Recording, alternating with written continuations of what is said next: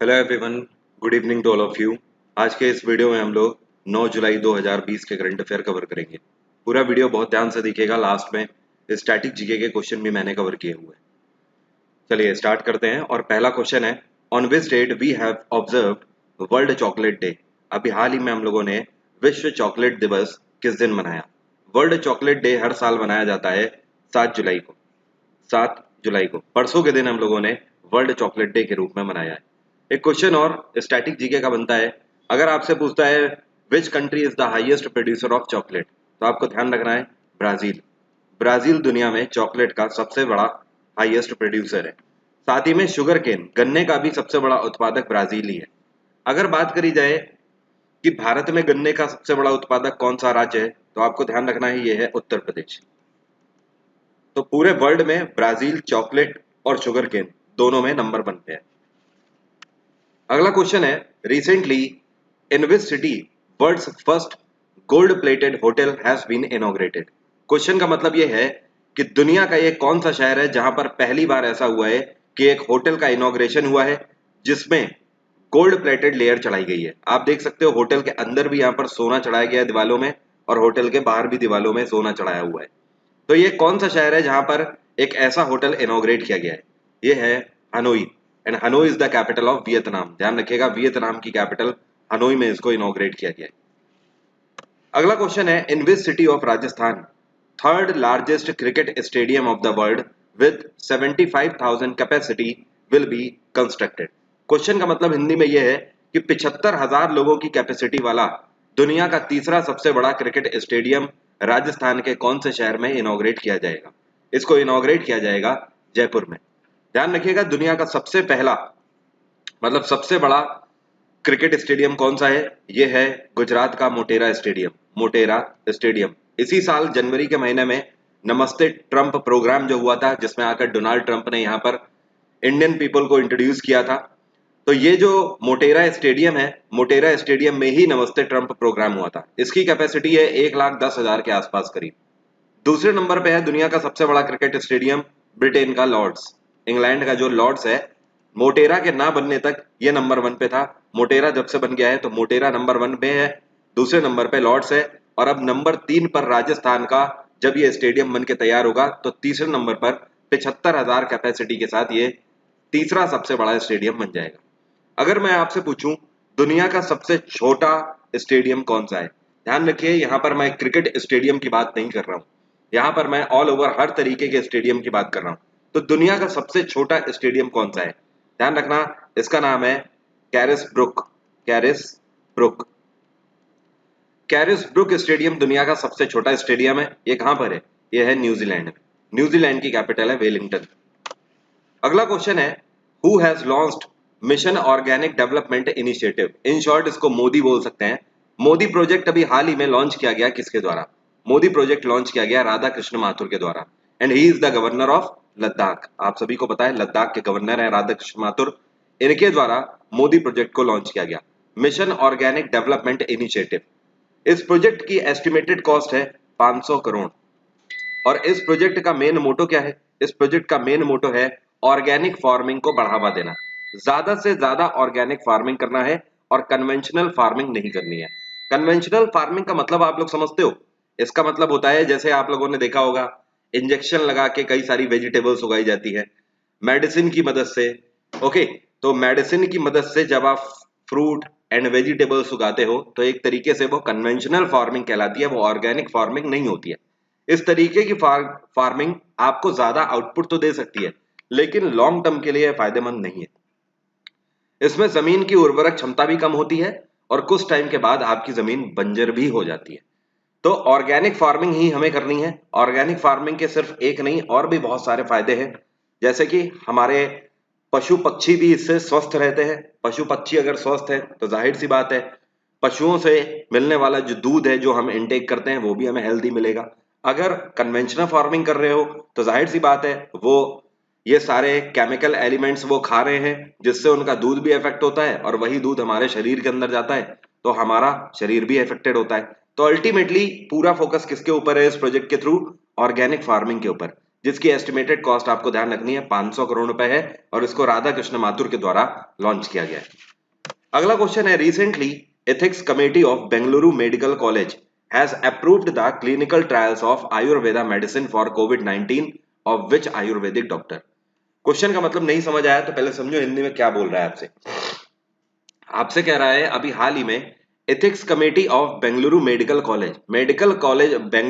College की ethics committee ने अभी हाल ही में इस बात का अप्रूवल दे दिया है कि ये कौन डॉक्टर हैं, इनके द्वारा बनाई हुई आयुर्वेदा मेडिसिन से कोविड-19 के जो पेशेंट्स हैं उनको ट्रीट करके देखा जाएगा, मतलब ये टेस्ट उन पर किए जाएंगे।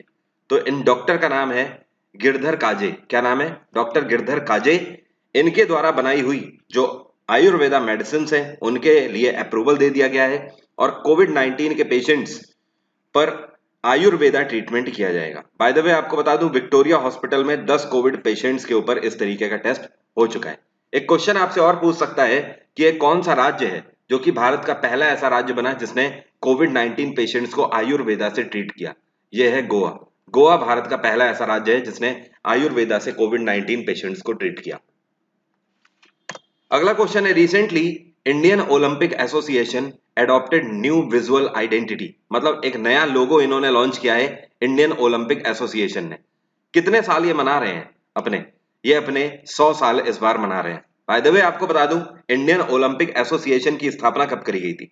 इसकी स्थापना 1927 में करी गई थी। अब आप कहोगे अभी तो 2020 ही चल रहा है, 7 साल पहले से कैसे मना रहे हैं?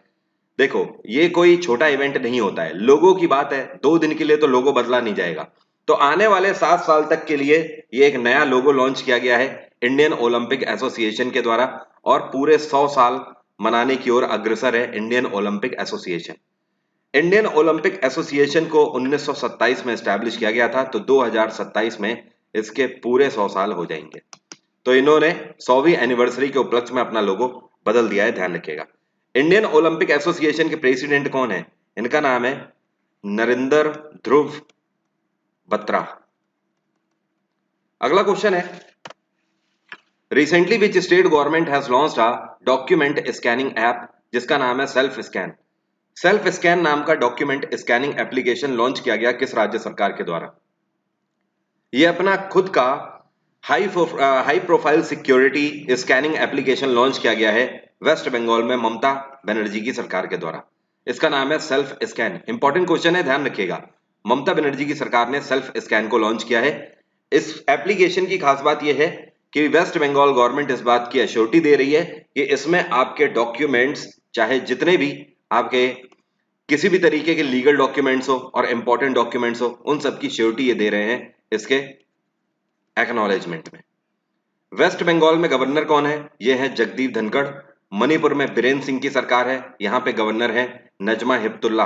उड़ीसा में नवीन पटनायक की सरकार है, यहाँ पे गवर्नर है गणेशी लाल। गुजरात में विजय रूपानी की सरकार है और यहाँ पे गवर्नर है आचार्य देवव्रत। अगला क्वेश्चन है, recently CBSE reduced its syllabus by 30% for which classes. CBSE ने अभी हाल ही में 30% तक अपना सिलेबस घटा दिया है। कौन से क्लास के बच्चों के लिए? सीबीएसई ने क्लास 9 से लेकर 12 तक के बच्चों का 30% सिलेबस घटा दिया है।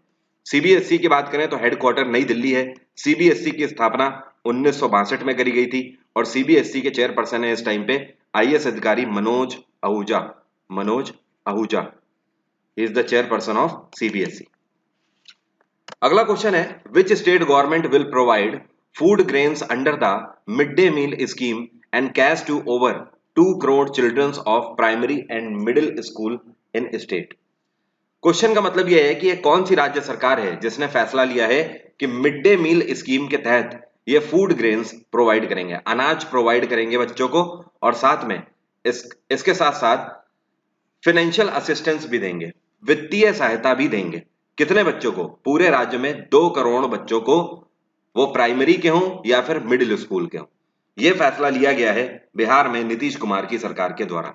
आपको बता दूं, इस तरीके की फैसिलिटी अभी पहले भी दी गई थी मध्य प्रदेश में शिवराज सिंह चौहान के द्वारा। मे भी आप लोगों को याद हो, मैंने उस टाइम पर करंट अफेयर में आपको 3 महीने पहले पढ़ाया था कि शिवराज सिंह चौहान की सरकार ने 67 लाख बच्चों को के घरों में इस तरीके से फूड ग्रेन्स वितरण किया हुआ है, अनाज बांटा हुआ है। ये इस वजह से क्योंकि स्कूल्स वगैरह तो खुल नहीं रहे हैं लॉकडाउन की वजह से, कोविड-19 पेंडेमिक की वजह से। तो भारत में ऐसी कंडीशन भी है कि बहुत सारे स्टूडेंट्स या बहुत सारे ऐसे भी बच्चे हैं जो प्राइमरी में पढ़ते हैं, जो जब स्कूल जाते हैं तभी उन्हें न्यूट्रिशियस खाना मिलता था मिड डे मील स्कीम के तहत। अब स्कूल खुल नहीं रहे हैं तो मिड डे मील भी उन्हें नहीं मिल रहा है, तो वो बेचारे घर पर भूखे हैं, या फिर जो भी खाना उन्हें मिल रहा है तो वो पूर्ण तरीके से न्यूट्रिशियस नहीं है। अब न्यूट्रिशियस खाना अगर नहीं मिलेगा तो जाहिर सी बात है कुपोषण का शिकार होंगे। तो कुपोषण से बचाना है, साथ में कोविड से लड़ना भी है। इस वजह से हर राज्य सरकार को इस तरीके का फैसला उठाना चाहिए और मिड डे मील स्कीम के तहत जितने भी बच्चे आते थे उन सभी को फूड ग्रेन्स का वितरण करना चाहिए। अभी फिलहाल नीतीश कुमार की सरकार ने फैसला लिया है और बिहार के 2 करोड़ बच्चे इसका फायदा उठाएंगे। बिहार में गवर्नर हैं फागू चौहान, हरियाणा में मनोहर लाल खट्टर की सरकार है, गवर्नर है सत्यदेव नारायण आर्य। उत्तर प्रदेश में योगी आदित्यनाथ की सरकार है और गवर्नर है आनंदीबेन पटेल। गुजरात में विजय रूपानी की सरकार है और गवर्नर है यहाँ पर आचार्य देवव्रत। अगला क्वेश्चन है, recently who has been appointed as director general railway health services railway board. Railway board के director general of railway health services के अभी नए डायरेक्टर के रूप में अपॉइंट किसको किया गया है, या फिर आप ये भी बोल सकते हो रेलवे हेल्थ सर्विसेज के नए डायरेक्टर के रूप में किसको अपॉइंट किया गया है। इनका नाम आपको ध्यान रखना है, इनका नाम है doctor Vishnu Prasad Nanda. He has been appointed as a new director of railway health services. Railway board के अभी कुछ टाइम पहले नए चेयरपर्सन अपॉइंट किए गए थे, इनका नाम है V K Yadav, Vinod Kumar Yadav. Indian railway की स्थापना 1853 में करी गई थी। इंडियन रेलवेज का हेडक्वार्टर है New Delhi. Recently Quinton de Kock has become the cricketer of the year. ICC की तरफ से cricketer of the year declare किए गए हैं क्विंटन डी कॉक। कौन से देश के क्रिकेटर हैं? Quinton de Kock South Africa के क्रिकेटर हैं, साउथ अफ्रीका से खेलते हैं। Recently which Indian boxer ranked first in international boxing association world men's ranking 2020 in 52 kg category. ये काफी इंपॉर्टेंट क्वेश्चन है। 52 केजी वेट कैटेगरी में वर्ल्ड मेंस रैंकिंग 2020 में नंबर 1 पोजीशन सिक्योर करी है किस भारतीय बॉक्सर ने? आपको ध्यान रखना है, नंबर 1 पोजीशन सिक्योर करी है अमित पंघल ने। क्या नाम है? अमित पंघल। और AIBA की अगर बात करें, इंटरनेशनल बॉक्सिंग एसोसिएशन की, तो इसकी स्थापना 1946 में करी गई थी। AIBA का हेडक्वार्टर है लाओसेन। क्या बोलते हैं इसको? लाओसेन। लाओसेन कहाँ है? यह पड़ता है स्विट्जरलैंड में। और AIBA के प्रेसिडेंट कौन है? ये है मोहम्मद मुस्तसेन। मोहम्मद मुस्तसेन। तो मोहम्मद मुस्तसेन प्रेसिडेंट, हेडक्वार्टर लाओसेन, और 1946 में स्थापना करी गई। अमित पंघल नंबर 1 बॉक्सर बने हैं वर्ल्ड में AIBA की तरफ से, इनकी रैंकिंग की तरफ से 52 केजी वेट कैटेगरी में।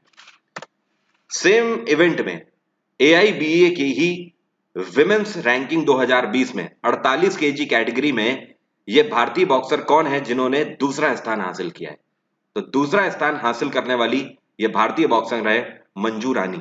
तो आपको ध्यान रखना है, देखो एक बार फिर से समझो, AIBA के द्वारा साल 2020 की मेंस रैंकिंग 2020 में अमित पंघल नंबर 1 पे रहे 52 केजी वेट कैटेगरी में, और AIBA के द्वारा विमेंस रैंकिंग 2020 लॉन्च करी गई जिसमें 48 केजी वेट कैटेगरी में मंजू रानी दूसरा स्थान हासिल किया इन्होंने।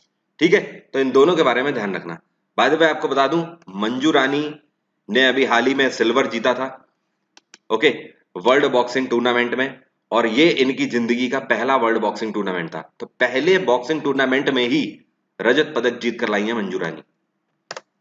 Recently Errol Cameron has passed away. ये है एरल कैमरॉन, अभी हाल ही में इनका निधन हो गया। ये कौन थे? एक्टर थे, म्यूजिशियन थे, फुटबॉलर थे या क्रिकेटर थे? कैमरॉन एक्टर थे, अभी हाल ही में इनका निधन हो गया। कौन से देश से बिलोंग करते थे? बेसिकली ये बरमूडा से बिलोंग करते थे, लेकिन इन्होंने जो अपना करियर बनाया है ये इन्होंने ब्रिटेन में अपना करियर बनाया। तो एक तरीके से आप इनको ब्रिटिश एक्टर भी बोल सकते हो। हाल ही में इनका निधन हो गया, ये दुनिया में नहीं रहे। उम्मीद करता हूं सभी करंट अफेयर के क्वेश्चन आपको क्लियर हो गए होंगे। फर्दर कोई भी डाउट है तो आप मुझसे कमेंट बॉक्स में पूछ सकते हो। अब बात करते हैं आज के स्टैटिक जीके क्वेश्चंस की। वीडियो पसंद आ रहा है आपको तो वीडियो को लाइक कर दीजिए। वीडियो से कुछ भी सीखने को मिल रहा है तो वीडियो को दबा के लाइक करिए। पहला क्वेश्चन है which of the following is the largest tributary of Yamuna. Yamuna नदी जो है, जो यमुनोत्री से निकलती है और आगे जाकर गंगा पे मिल जाती है, तो ये जो यमुना नदी है इसकी ट्रिब्यूटरी कौन सी है? गंगा की तो सबसे बड़ी ट्रिब्यूटरी यमुना है, लेकिन यमुना की ट्रिब्यूटरी कौन सी है? ध्यान रखना है, यमुना की ट्रिब्यूटरी सबसे बड़ी टॉन्स रिवर है। कौन सी? टॉन्स रिवर। अगला क्वेश्चन है how many people were participated in first round table summit. आप सभी को पता है, मॉडर्न हिस्ट्री में मैं आपको पढ़ाता हूं 1930, 31 और 32। 1930, 31 और 32 इन तीनों साल राउंड टेबल फर्स्ट, सेकंड और थर्ड तीनों का आयोजन किया गया था। आपसे पूछ रहा है 1930 में जो पहला राउंड टेबल समिट हुआ था, इसमें कितने लोगों ने पार्टिसिपेट लिया था? इसमें 87 लोगों ने पार्टिसिपेट किया था। और 1932 का जो तीसरा था, इसमें सबसे कम 86 लोगों ने पार्टिसिपेट किया था। बाय द वे आपको बता दूं, पहले राउंड टेबल समिट में जो 87 लोगों ने पार्टिसिपेट किया था, ये तीनों राउंड टेबल समिट में सबसे ज्यादा संख्या थी, और सबसे कम संख्या थी तीसरे राउंड टेबल समिट में, केवल 46 लोगों ने पार्ट लिया था। तो first one is the correct answer. Which planet has a red giant spot. इनमें से कौन सा ग्रह है जिसमें एक लाल कलर का स्पॉट है? ये ऐसा प्लैनेट है और इसमें बीच में इस तरीके से लाल कलर का स्पॉट है। ये है जुपिटर। जुपिटर को जब भी आप ध्यान से देखोगे तो उसकी पिक्चर में आपको देखने को मिलेगा एक लाल कलर का स्पॉट है। अगला क्वेश्चन है which of the following is an example of stem. Stem का मतलब हिंदी में इसको बोलते हैं तना। तना, इसमें से तने का एग्जाम्पल कौन सा है? यहाँ पर पौधे की बात हो रही है, प्लांट स्ट्रक्चर से लिया हुआ क्वेश्चन है।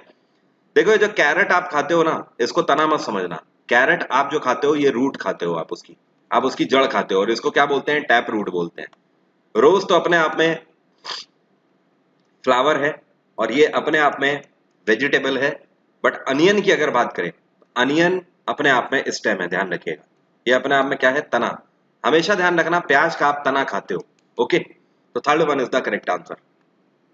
आप में से ऐसे स्टूडेंट जिन्होंने अभी तक मेरा टेलीग्राम चैनल नहीं ज्वाइन किया है, अगर आप करना चाहते हैं फ्री ऑफ कॉस्ट पीडीएफ के लिए, तो आपको सारे पीडीएफ फ्री ऑफ कॉस्ट मेरे टेलीग्राम चैनल से मिल जाएंगे। वहां पर आप डिस्कशन भी कर सकते हो दूसरे स्टूडेंट से, और साथ में वहां पर आपको अनअकैडमी लाइव पर जो रात में 10 बजे मेरे सेशन होते हैं, उनके भी लिंक्स आपको टाइम टू टाइम मिल जाया करते हैं।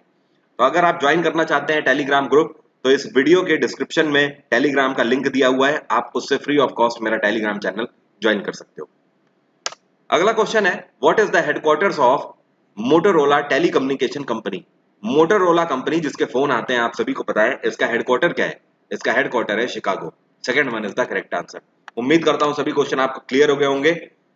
केवल 24 घंटे बचे हुए हैं, 24 घंटे आपके पास हैं। अगर आप इस कोर्स का फायदा लेना चाहते हैं, जो कि मैं कल से अनअकैडमी प्लस में स्टार्ट कर रहा हूं, ल्यूसेंट का प्योर बैच में स्टार्ट कर रहा हूं, जिसमें 1500 एमसीक्यूज जीएस के कराऊंगा, जो कि इस हद तक कारगर होंगे कि आपको ल्यूसेंट पढ़ने की जरूरत नहीं है। उसके बाद पूरी ल्यूसेंट में 15 दिन में आपको कवर करा दूंगा।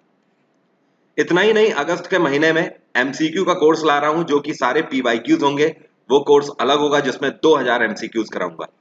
तो इस तरीके के कोर्सेज अनअकैडमी प्लस पर जो कि मैं इस टाइम पर लेकर आ रहा हूं, ये 100% कारगर होने वाले हैं आपके एग्जाम्स के लिए। आपको जीएस में थोड़ी सी भी दिक्कत है तो आप इन कोर्स का फायदा उठा सकते हो। अनअकैडमी पर सब्सक्रिप्शन के लिए ये मेरा डिस्काउंट कोड वरुण777, इसका अगर आप यूज करेंगे 10% का फ्लैट डिस्काउंट आपको अनअकैडमी पर मिल जाएगा। साथ ही में वरुण777 का यूज आप IIT, UPSC, state PSC, RRB, NTPC, bank का, आप किसी का भी सब्सक्रिप्शन लेने के लिए वरुण777 कोड का यूज कर सकते हो अनअकैडमी पर। सभी में आपको 10% का डिस्काउंट मिल जाएगा। Thank you so much, have a nice day, take care, bye bye.